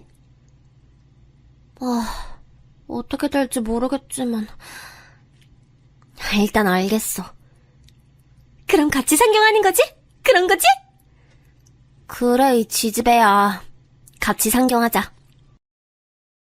그때 제가 함께 서울로 가겠다고 하니 미진이가 제 두 손을 꼭 잡고 방방 뛰며 즐거워하던 모습이 떠오르네요. 어찌나 즐거워하던지 그 모습을 보고 있으니 현실적인 문제는 모두 뒤로 물러가고 저도 미진이와 함께 커리어 우먼으로 사는 모습을 꿈꿀 수 있었습니다.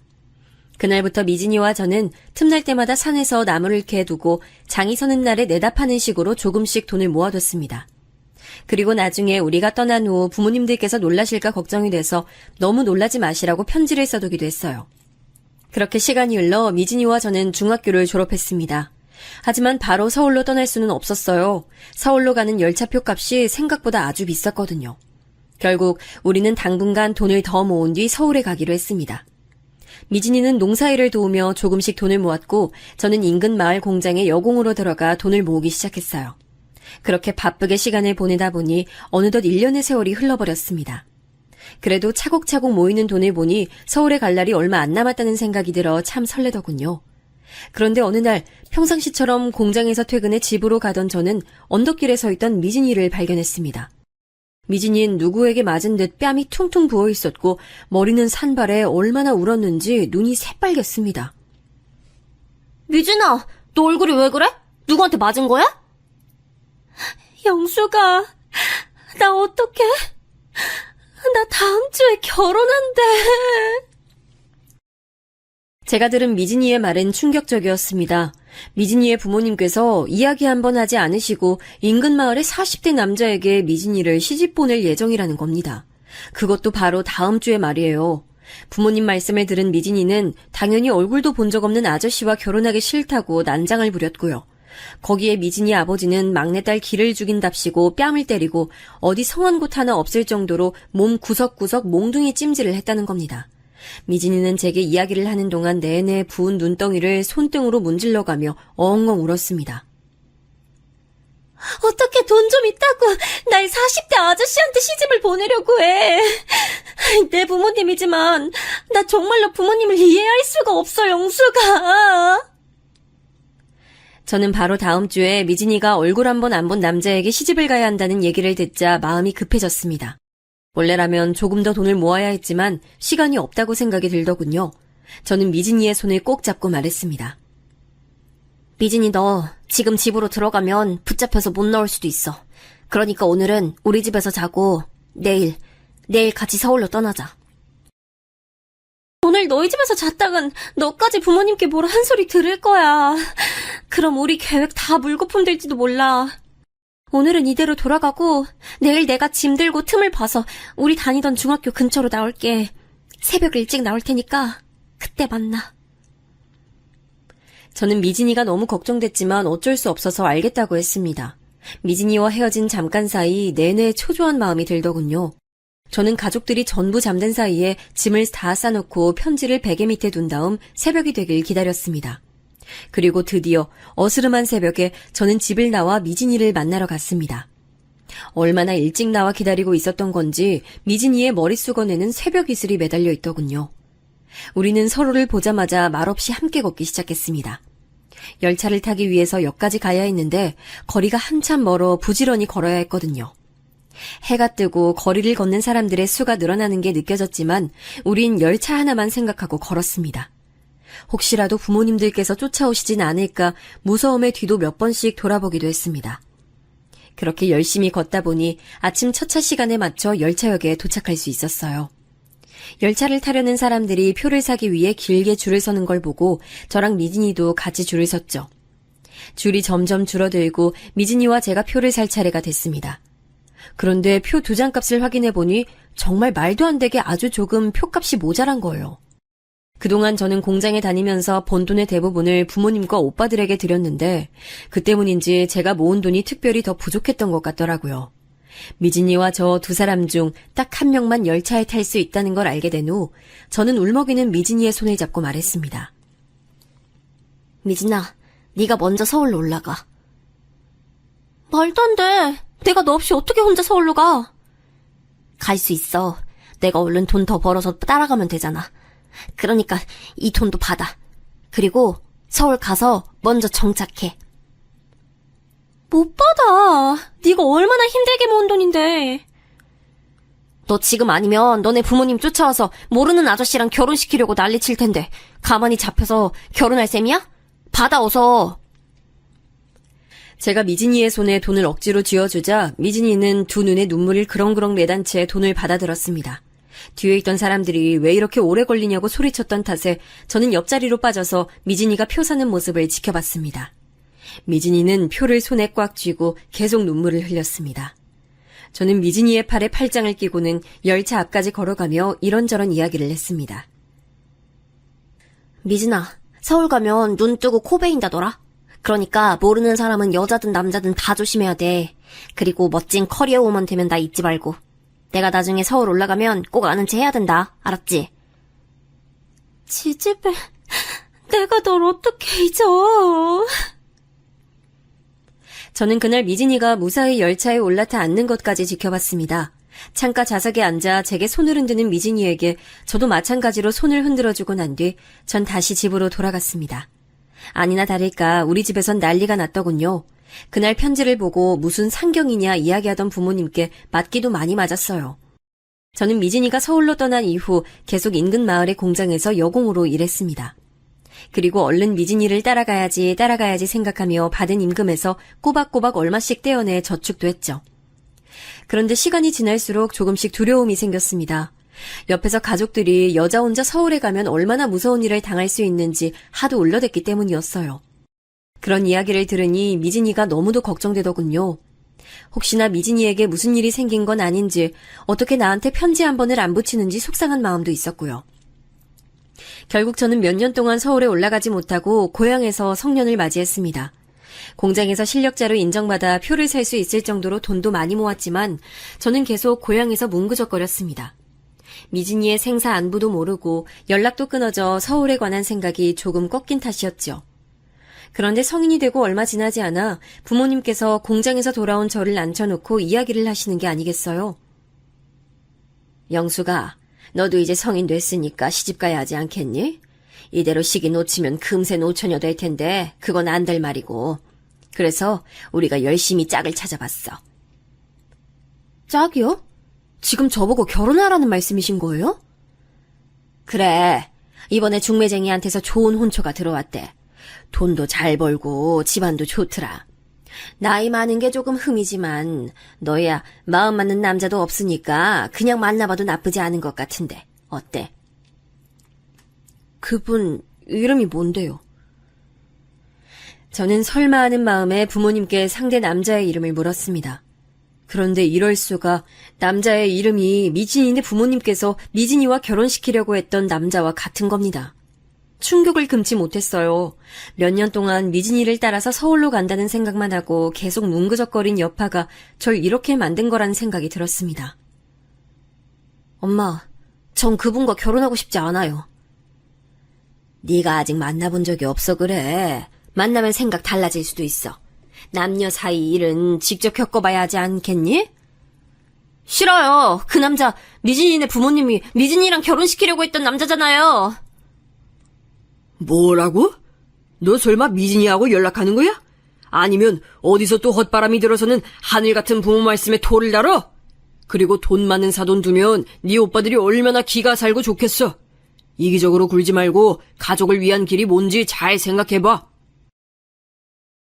결국 부모님께선 오빠들을 위해 제가 그 남자와 결혼하길 바라셨던 겁니다. 부모님의 말씀을 들으니 전 마치 제가 오빠들의 뒷바라지만을 위해 태어난 존재 같았어요. 저는 부모님의 말씀을 듣고 독하게 마음을 먹었습니다. 한 번이 어렵지 두 번은 어렵지 않더라고요. 저는 다음날 새벽에 그동안 모아둔 돈과 짐을 싸들고 공장에 출근했습니다. 그리고 공장장님께 공장을 그만두겠다고 말씀드리고 나머지 임금은 부모님께 갈 수 있도록 해뒀습니다. 그리고 바로 서울로 가는 열차를 타기 위해 역으로 갔죠. 서울행 표를 사고 열차 좌석에 앉으니 드디어 서울에 간다는 기분이 들어 심장이 빠르게 두근거리더라고요. 물론 그동안 들었던 서울에 관한 무서운 이야기가 떠올랐지만 저는 혼자 서울에 올라가 멋진 커리어 우먼이 되어 있을 미진이를 생각하며 용기 냈습니다. 그리고 몇 시간 만에 저는 드디어 상경할 수 있었습니다. 서울은 고향과는 다르게 모든 게 다 빠르고 사람도 많더라고요. 저는 바로 사람들에게 길을 물어 묵을 곳을 알아봤습니다. 그렇게 찾은 근처 여관방에서 짐을 풀고 난 다음 날부터 본격적으로 일자리를 알아보기 시작했죠. 저는 고향 근처 공장에서 일한 경력을 살려 서울내의 공장에 들어가 여공으로 일할 수 있었어요. 그러면서 동시에 미진이가 말했던 야학에도 다니게 됐습니다. 몸이 좀 고되긴 했지만 고향에서의 생활과는 비교할 수 없을 정도로 정말 즐거웠죠. 하지만 한편으로는 마음 한구석에 걱정과 슬픔이 쌓이고 있었어요. 공장에서 일을 시작한 뒤부터 전 매일 미진이에 대해 알아봤지만 전혀 찾을 수가 없더라고요. 설마 정말 큰일이라도 있는 건 아니겠지. 아니야. 서울은 워낙 넓으니까. 지금 미진이가 서울 어딘가 멀리 있어서 찾을 수 없는 걸지도 몰라. 저는 애써 마음을 다독이며 서울 생활을 이어갔습니다. 그 사이 저는 부모님께 그동안의 제 근황과 집 나올 당시 심정을 담은 편지를 보냈습니다. 부모님께서 쓰실 용돈겸으로 돈도 함께 넣어서요. 저는 부모님이 제게 답장하지 않으실 줄 알았는데 금방 답장이 오더군요. 그렇게 몇 달 만에 서로 연락이 통하면서 저와 부모님은 가족 간에 쌓여있던 불만을 풀었습니다. 가족은 때로 멀리 떨어져 있어야 평온해진다던데 그 말이 맞더라고요. 그 후 저는 쭉 서울에서 생활을 이어갔습니다. 몇 년이 흘러 저는 야학을 졸업하게 되었고 그 후부터는 화장품 판매원이 되어 열심히 생계를 꾸려갔습니다. 판매원으로 일할 때도 저는 미진이를 백방으로 찾아봤습니다. 하지만 행방은 물론 생사조차 알 수 없더군요. 그렇게 살아가다 어느 날 서울에서 사귄 친구의 소개로 지금의 남편을 만나게 됐습니다. 남편은 서울 토박이로 잘 사는 집 아들이었어요. 서울 남자와 사귀게 된 저는 섬세하게 절 보듬어주는 남편에게 금방 빠져들었습니다. 처음에 시부모님께서는 절 탐탁지 않아 하셨지만 저는 그분들에게 예쁨 받을 수 있도록 살갑게 노력했어요. 제 노력이 헛되지 않았는지 시부모님께서는 결혼을 허락해 주셨습니다. 그리고 저와 남편, 그리고 양가 부모님들이 모두 모여 상견례를 냈고 기쁘게도 남편과 결혼했습니다. 저는 결혼 후 시부모님의 뜻에 따라 화장품 판매 일을 그만두고 전업주부가 됐어요. 그리고 20대 후반에 첫 아들을 낳았습니다. 첫 아이인 만큼 양가 부모님의 뜻대로 돌잔치를 크게 열었는데요. 그때 친가, 시가 가릴 것 없이 정말 많은 사람을 초대했습니다. 초대받은 사람 중에는 제 중학교 동창들과 야학 동문도 있었어요. 영수가 너무 오랜만이다. 초대해줘서 고마워. 아들 돌 축하해. 너 그동안 연락 한 번 없어서 걱정했는데 서울 가서 살고 있는 줄은 몰랐네. 이렇게 다시 얼굴 보니까 너무 반갑다. 우리 이제 연락 좀 자주 하고 살자. 참, 너 다음 달에 중학교 동창회 있는 거 알아? 그때 올 거지? 저는 오랜만에 만난 중학교 동창에게 다음 달에 동창회가 열린다는 이야기를 듣자마자 냉큼 참석하겠다고 대답했습니다. 혹시나 미진이가 동창회에 오진 않을까 싶어서요. 제 딴엔 지푸라기라도 잡는 심정이었죠. 그렇게 돌잔치가 끝나고 며칠 뒤 저는 동창에게 고향 근처의 큰 식당에서 동창회가 열릴 거라는 연락을 받았습니다. 저는 남편에게 동창회에 관해 이야기하고 아이를 시댁에 맡긴 뒤 고향으로 내려갔습니다. 그리고 하룻밤을 친가에서 지내다 동창회가 열리는 식당으로 향했죠. 식당 안에 들어가니 오랜만에 보는 친구들의 얼굴이 보였어요. 나이가 들어 많이 달라졌지만 그래도 조금씩 어릴 적 모습이 남아있는 얼굴들을 보니 옛날 생각들이 속속들이 떠오르더군요. 저는 동창들과 그간 어떻게 살았는지, 친구들은 현재 어떻게 사는지에 대한 이야기들을 나누며 정신없이 추억에 빠져들었습니다. 그렇게 한참 시간을 보내고 있는데 누군가 느지막이 식당 문을 열고 들어오더군요. 귓가에 들리는 문소리에 고개를 돌린 저는 그 사람이 누군지 한눈에 알아볼 수 있었습니다. 나이가 좀 들고 입던 옷이 바뀌었다 해도 제가 어떻게 절친의 얼굴을 못 알아볼 수 있겠어요. 저는 앉아있던 자리에서 벌떡 일어나 미진이에게 달려갔습니다. 미진이도 저를 알아본 건지 절 보자마자 두 팔을 벌리고 뛰어오더군요. 미진이를 끌어안자마자 저는 그만 울음을 터뜨리고 말았습니다. 이 지지배야, 살아있으면 살아있다고 연락을 해야지. 어떻게 연락 한 번을 안 할 수가 있어? 어? 미안해, 영수가. 내가 정말 미안해. 미진이와 제가 이렇게 얼싸안고 우는 이유를 몰랐던 친구들은 다들 어리둥절한 표정이었죠. 저는 미진이의 손을 잡고 제가 앉아있던 자리로 데려갔습니다. 그리고 다른 친구들과 함께 인사하며 찬찬히 미진이를 살펴봤죠. 미진이는 그간 고생을 많이 했는지 예전보다 기죽은 느낌에 눈 밑은 거뭇거뭇하게 내려앉았더군요. 하지만 저를 보고 웃는 모습은 예전과 똑같았습니다. 저는 미진이의 손을 꼭 잡은 상태로 그동안 어떻게 지냈는지 물어봤습니다. 미진아, 난 네가 서울에서 큰일이라도 당했으면 어떡하나 걱정 많이 했어. 그래도 이렇게 만나서 얼마나 마음이 놓이는지 몰라. 근데 서울 가서 어떻게 편지 한 번을 안 했니? 내가 네 연락 얼마나 기다렸는지 알아? 나 정말 섭섭하다, 야. 그게 너한테 연락하고 싶었는데 연락하면 부모님이 내가 있는 곳으로 쫓아올까 봐. 그래서 못했지. 너 설마 내가 너한테서 연락 오면 너네 부모님께 알릴까 봐 그랬던 거야? 아, 내가 그럴 리가 있니? 아휴, 아무튼 그동안 어떻게 살고 있었어? 잘 지낸 거지? 혹시 결혼도 했어? 제가 이것저것 물어보기 시작하자 미진이는 당황한 표정으로 주변을 살폈습니다. 그리고는 작은 목소리로 말하는 거예요. 그건 나중에 따로 얘기하자. 지금 여기서 할 얘기는 아닌 것 같아. 미진이의 말을 듣고 저는 가슴이 덜컥 내려앉는 느낌이 들었습니다. 그동안 못 본 새에 여러 가지 일이 있었을 거라 짐작은 했지만 남들 앞에서 말 못할 일이었을 거라 생각은 못했거든요. 저는 미진이의 말을 듣고 걱정에 앞서 바로 미진이의 손을 잡고 같이 식당에서 나왔습니다. 그리고 가까운 다방으로 가서 커피를 한 잔씩 시켜놓고 이야기를 했습니다. 나 오늘 네 이야기 다 듣기 전까지 절대 집 안 갈 거야. 그러니까 그건 어떻게 지냈는지 얼른 다 말해봐. 제 말에 미진이는 커피잔을 손으로 만지작하더니 힘겹게 입을 열더군요. 너 두고 나 혼자 서울로 막 왔을 때 신기해서 여기저기 돌아다니다가 그만 소매치기를 당했지 뭐야. 그래서 짐도 돈도 없는 상태에서 무작정 아무 식당에 가서 나 좀 써달라고 구걸해서 일자리를 얻었어. 그러다 야학도 다녔는데 거기서 전남편 만나서 딸 하나 낳았지. 저는 미진이에게 딸이 있다는 얘기를 듣고 놀랐지만 더욱 놀란 건 미진이의 입에서 나온 전남편이라는 호칭이었어요. 그동안 미진이는 야학을 졸업한 뒤 전남편과 조촐하게 결혼식을 올리고 살았다고 해요. 그런데 미진이를 탐탁지 않아 하던 시모가 미진이를 많이 괴롭혔다더군요. 게다가 미진이는 자신의 가정사에 관해 묻는 시모에게 부모가 없다고 거짓말을 해버렸대요. 그래서 시모가 미진이를 고아라 생각하고 더 안 입고 했답니다. 게다가 미진이가 첫 자식으로 딸을 낳자 더더욱 구박이 심해졌다고 해요. 나중에 가서는 집안일로 하나하나 트집 잡는 건 물론이고 미진이와 미진이 딸한테까지 손찌검을 했는데 미진이의 전남편은 그걸 그냥 두고 보고만 있었답니다. 결국 미진이는 나날이 심해지는 시모의 괴롭힘에서 벗어나기 위해 어쩔 수 없이 남편과 이혼을 했고 딸과 함께 도망쳐서 살고 있다고 했습니다.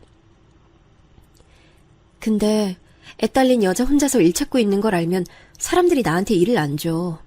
일을 구해도 며칠 만에 잘라버리고 또 일자리는 찾아도 잘 안 구해지고 지금은 간신히 식모일 구해서 입에 풀칠은 하는데 기저귀 값은 아예 생각도 못할 정도야. 그렇게 말하며 한숨을 내쉬는 미진이의 얼굴은 푸석하기 그지없었습니다. 어렸을 때는 진주처럼 반질반질하던 얼굴이 모진 풍파에 다 다른 것 같았어요. 어릴 적에 커리어 우먼을 꿈꾸던 친구가 이렇게 변한 걸 보자 저는 너무 속이 상하고 가슴이 미어지듯 아팠습니다. 그간 정말 고생 많았구나. 어떻게 그런 일이 있을 수가 있니? 그래도 영숙이 넌 잘 지내고 있는 것 같아서 나 지금 너무 기쁘고 행복해. 너 혼자 두고 서울 왔을 때 내가 너한테 얼마나 미안했는지 모르지? 미안했으면 더 연락했어야지. 그리고 그렇게 힘든 걸 왜 혼자 견디고 그랬어? 나한테 연락 하면 어디가 덧나니? 이미 지나간 시간인데 어떡하겠어. 우리 이제라도 잘 연락하고 살면 되지. 그래, 이제라도 잘 연락하고 지내자. 여기요, 펜 좀 빌려주세요. 미진아, 이거 우리 집 전화번호야. 그리고 주소. 미진이의 말에 저는 얼른 다방에서 펜을 빌려 휴지에 우리 집 전화번호와 주소를 적어 미진이 손에 쥐어주었습니다. 그리고 몇 번이고 꼭 연락하라고 당부하자 미진이는 제가 적어준 주소와 전화번호를 손에 꼭 쥐고 싱긋 웃으며 알겠다고 했죠. 저는 집에 돌아가는 열차를 타기 전까지 미진이와 계속 이야기를 나눴습니다. 그동안 못다 했던 이야기에 우스갯소리도 나누니 꼭 어린 시절로 돌아간 것 같아 마음이 벅차더군요. 저는 열차를 타고 집으로 돌아가는 내내 미진이에게 들은 이야기를 곱씹었습니다. 다시 서울로 올라온 저는 집으로 돌아가자마자 남편에게 미진이와 만난 이야기를 했습니다. 제가 남편에게 미진이에 대해 몇 번 이야기한 적이 있어서인지 남편은 바로 미진이를 기억해냈습니다. 잘 살아 있었다니까 다행이네. 근데 당신 표정이 왜 이렇게 안 좋아? 그게 말이죠. 미진이가 형편이 많이 안 좋은 것 같더라고요. 저는 남편에게 미진이에게서 들었던 이야기를 전부 말했습니다. 여자 홀몸으로 아이를 키우는 게 얼마나 어려울지 마음이 아파도 너무 아프더군요. 하지만 미진이는 자존심이 강한 친구라서 제가 도와준다고 하면 도움은 옛날에 한 번 받은 걸로 충분하다고 할 것 같았어요. 제가 어떻게 하면 좋을지 묻자 남편은 잠시 생각해보더니 이렇게 말하더군요. 당신의 오랜 친구라면 도와주는 게 당연한 일이지. 대신 그 친구에게 도움을 줄 때 익명으로 주면 어떨까? 그럼 누가 보낸 건지 모를 테니 거절하지 않을 것 같은데. 그리고 당신이 원한다면 나도 같이 도와줄게. 저는 다정한 남편의 말에 감동했습니다. 그리고 그 말에 힘을 얻어 저는 제가 가진 금반지와 폐물들을 팔아서 500만 원을 모았어요. 남편은 거기에 보태라고 제게 또 따로 500만 원을 지원해줬죠. 1000만 원이 생긴 저는 잘 써달라는 쪽지와 함께 1000만 원의 지폐를 봉투에 잘 넣고 미진이의 집에 전화를 걸었습니다. 미진이는 동창회를 다녀온 이후에 몇 번 저와 전화로 연락을 했는데 제가 집으로 찾아가겠다고 하자 무척 좋아하더군요. 선물로 기저귀와 분유를 사들고 외곽 지역에 살고 있던 미진이 집으로 찾아갔습니다. 미진이는 뭘 이런 걸 다 사오냐고 했지만 내심 기뻐하는 눈치로 절 반겨주더군요. 새빵살이하고 있던 미진이네 집은 생각보다 더 많이 좁아서 눈물이 다 났습니다. 그렇지만 내색하지 않고 미진이와 즐겁게 수다를 떨었죠. 그리고 집으로 돌아갈 때 미진이네 집 문을 열고 나가다 편지 봉투를 줍는 척 연기했습니다. 미진아, 여기 웬 편지가 있는데? 너한테 온 편지인가 봐. 편지? 나한테 편지할 사람 없는데? 그래? 근데 여기 네 이름 적혀 있는데? 무슨 편지인지 궁금하다. 얼른 열어봐. 저는 최대한 어색하게 보이지 않도록 열심히 연기하며 집 앞에서 편지 봉투를 주운 척 1000만 원이 든 봉투를 미진이에게 건넸습니다. 미진이는 미심쩍어하는 표정으로 제가 내민 봉투를 받았습니다. 그리고 안에 들어있는 돈다발을 확인하고는 놀라 바닥에 주저앉았어요. 제가 놀라는 척하며 미진이에게 다가가 괜찮냐 물으니 미진이는 혼이 나간 것처럼 중얼거렸습니다. 영수가 여기 돈다발이 들어있어. 뭐? 정말? 얼마나 들었는데? 얼른 세봐, 미진아. 미진이는 10,000원짜리 지폐에 수를 세고는 더 얼떨떨해하며 놀라워했습니다. 누가 자기에게 이런 큰 돈을 보내주겠냐고 의심도 하고 경찰서에 가져다줘야 하는 거 아닌가 고민도 하더라고요. 저는 혹시라도 미진이가 경찰서에 그 돈을 가져다 줄까봐 계속 설득했습니다. 미진아, 네 앞으로 온 편지잖아. 근데 그걸 왜 경찰서에 갖다 줘? 그 돈은 그냥 네가 쓰는 게 맞는 것 같아. 말도 안 되는 소리야. 내가 뭐라고 이런 큰 돈을 받아. 나 이런 돈 받을 만한 일 한 적도 없어. 또 모르지? 미진이 네가 모르는 사이에 큰일을 한 걸지도 모르잖아. 아니면 누군가 네가 힘든 걸 알고 도와준 걸지도 모르고 말이야. 그냥 받아서 잘 쓰는 게 어때? 그럼 나 정말 이 돈 써도 되는 걸까? 당연하지. 네 앞으로 온 거니까 그 돈 전부 네 거지. 미진이는 저를 한참이나 말없이 바라보더니 이윽고 눈물을 펑펑 쏟았습니다. 그리고 정말 돈이 필요했었다고 훌쩍이면서 웃더군요. 당시에 1000만 원은 큰 돈이었지만 미진이의 기뻐하는 얼굴을 보니 하나도 아깝지 않더라고요. 미진이는 눈물을 그치곤 결심한 표정으로 제게 말했습니다. 나 이 돈 아낌없이 써서 내 딸이랑 잘 살아볼 거야. 그리고 누군진 몰라도 내가 이 은혜는 잊지 않고 나중에 꼭 갚을 거야.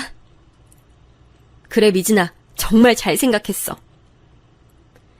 미진이는 그날부로 새빵살이를 그만뒀습니다. 그리고 새롭게 이사할 곳을 알아보더군요. 미진이가 이사가기로 한 곳은 같은 서울이었지만 제가 살던 곳에서 멀리 떨어진 곳이라 자주 오가긴 어려웠습니다. 그래서 미진이와 저는 따로 만나기보다는 전화로 연락을 하는 일이 많아졌습니다. 그런데 이 시기에 제가 둘째를 임신하고 미진이도 새로 일자리를 알아본다고 바빴던 터라 다시 연락이 뜸해지더군요. 제가 둘째를 낳고 미진이도 새롭게 일자리를 구하고 나면 좀 나아지려나 했는데 오히려 둘째 출산 후 신경 쓸 일이 많아 더 바빠지더군요. 그 당시 남편이 하던 사업을 확장하겠다며 해외로 나간 탓에 전 홀로 2 아들을 키웠고 시부모님까지 신경 쓰느라 항상 몸이 10개라도 부족할 정도로 바빴어요. 그 후 미진이와 저는 1년에 한 번 전화하는 정도로 연락이 줄어들었습니다. 그래도 한 번씩 미진이와 전화통화를 할 때면 꼭 어린 시절로 돌아간 것 같아 항상 즐겁고 행복했습니다. 그런데 어느 날 한국에 IMF가 터졌고 한순간에 남편 사업이 완전히 망했어요. 우리 가족은 잘 살고 있던 집을 팔고 작은 집으로 이사할 수밖에 없었죠. 시부모님께서는 아들의 사업이 완전히 망했다는 이야기를 듣고 충격을 많이 받으셨습니다. 그리고 그 충격으로 2분 다 자리에 누우셨다가 일어나지 못하시고 몇 년 후 돌아가셨어요.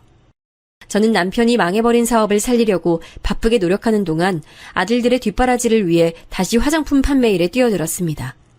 하지만 들어오는 것보다 나가는 돈이 많아 언제나 고민이었죠. 그런데 설상가상으로 남편이 친구의 부탁을 못 이기고 보증을 서줬다는 걸 뒤늦게 알고 말았어요. 여보, 보증이라뇨?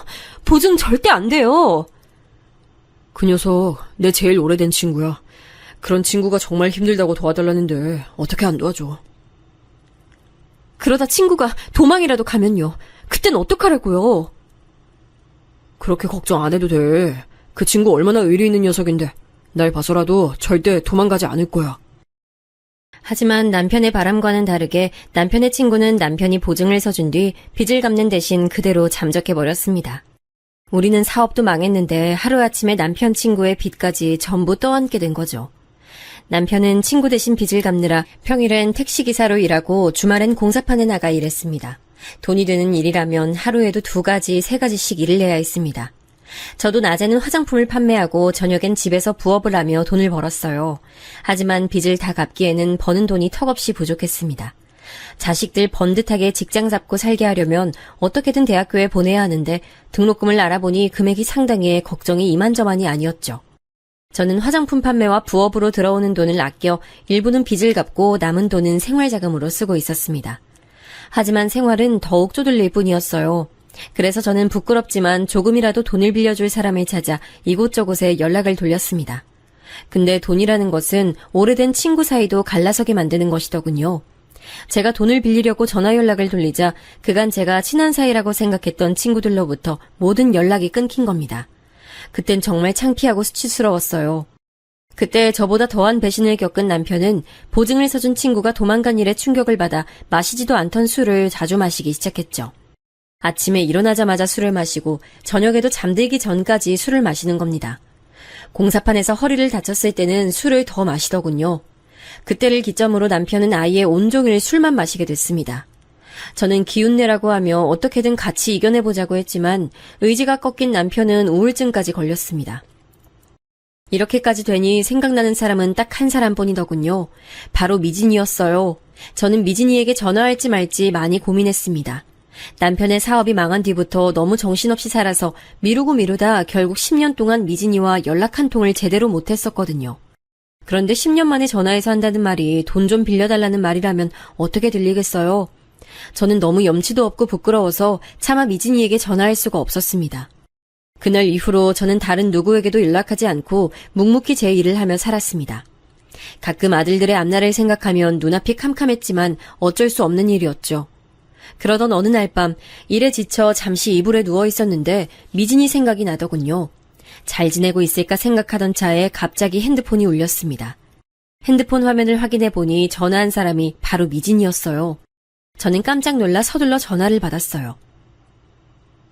여보세요? 영수가, 나 미진이야. 그동안 잘 지냈어? 저는 미진이의 목소리를 듣고 정말 놀랐습니다. 어떻게 미진이를 생각하는 순간 이렇게 전화가 온 걸까요? 신기한 우연에 놀란 저는 뒤늦게 미진이에게 인사했습니다. 미진아, 오랜만이야. 그럼 잘 지냈지? 목소리 오랜만에 듣는다.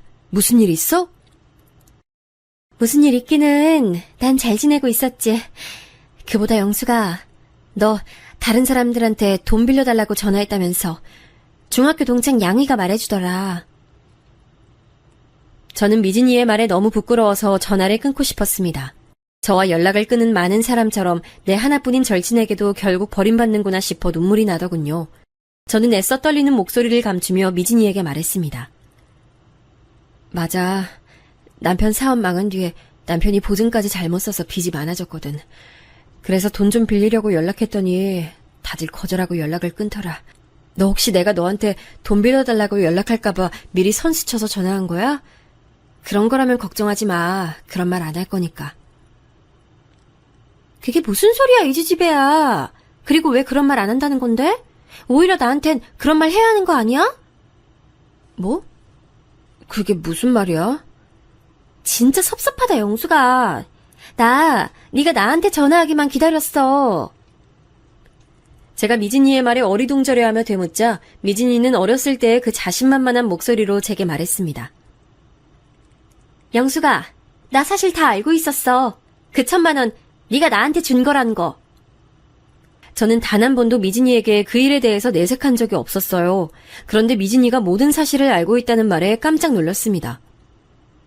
미진아, 그걸 어떻게 알았어?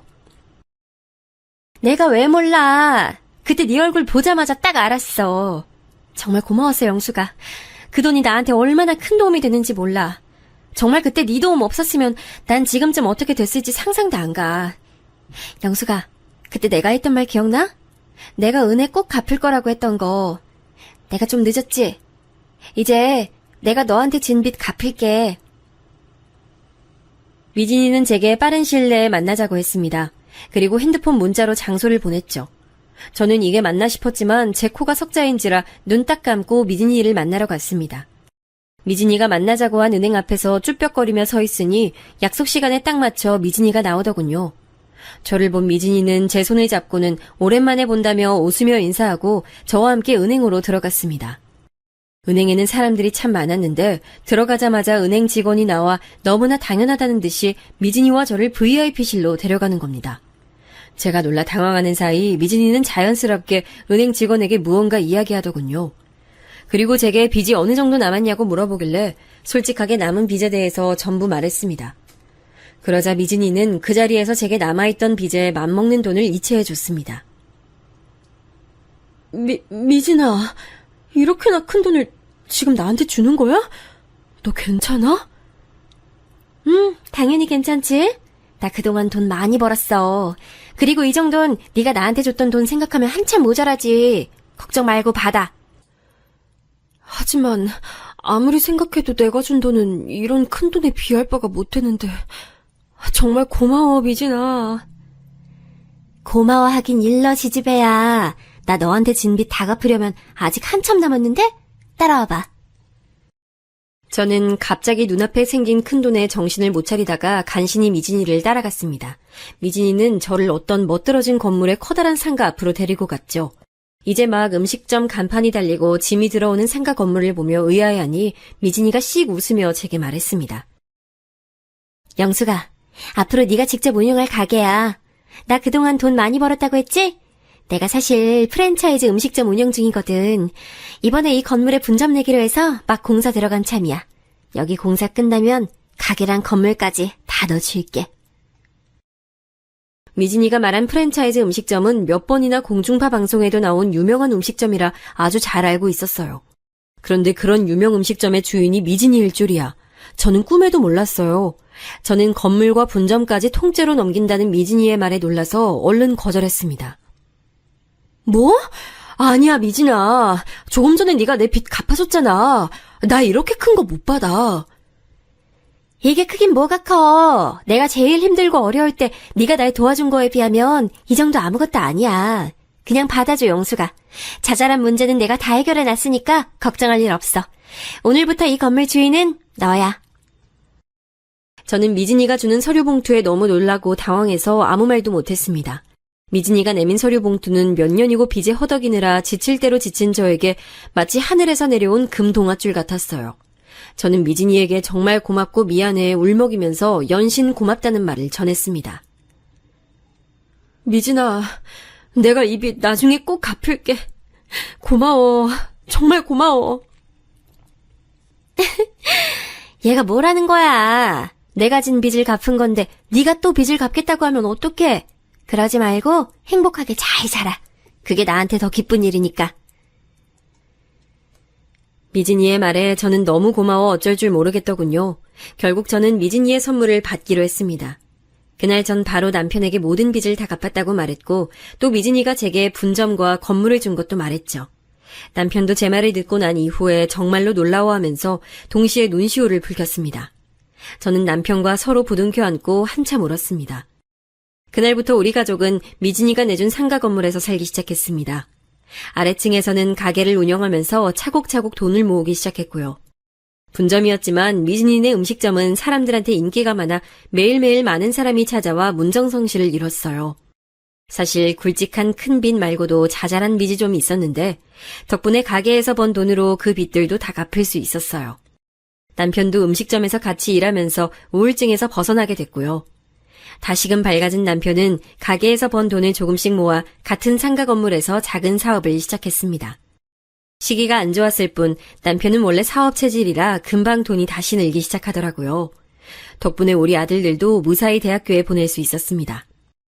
미진이와는 그날 이후로도 계속 쭉 연락하며 지내고 있습니다. 이번에 미진이네 딸이 결혼하게 됐다고 해서 축의금도 두둑이 내고 왔고요. 미진이는 새로 연애를 시작했다고 들었습니다.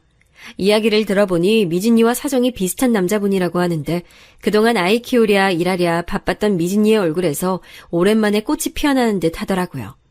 미진이에게도 분홍빛 사랑이 찾아온 것 같아 제가 다 기뻤어요. 이렇게 멋지고 심성 좋은 친구를 얻기란 쉬운 일이 아니란 것을 알기에 시간이 흐를수록 미진이와의 우정이 너무나 감사할 따름입니다. 이 인연을 맺어준 하늘에 감사하고 미진이에게 언제나 소중하고 힘이 되는 친구로 남고 싶습니다. 제 사연을 들어주신 분들께도 항상 좋은 인연, 좋은 일만 있길 바랄게요.